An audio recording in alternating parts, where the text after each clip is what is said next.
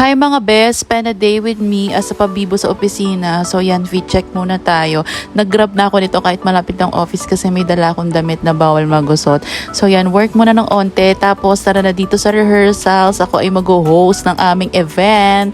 And now, let's welcome your host for tonight's Passing Laban Season 2, Miss Jazz Averilla. Magandang gabi, PA Properties! Happy 29th anniversary PA family Para Season 2, A Million Faces, and voices.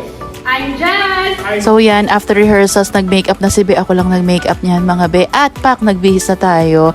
Green na green si Be. So yan, event na. Actually, yung second part lang ng event kami nag-host. At the rest ay party-party na. Yan, pinainom muna kami ng alak para daw mas confident sa stages ko. Di ko na kailangan, Kimi!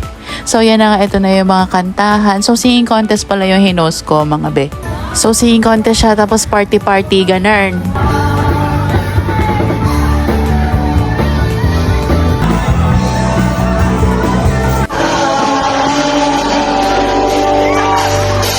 So yan mga Ben, di ko alam kung lasingan ba to o hosting kasi pag uwi ko o ganyan na ako. Hay nako, so yeah, just been here.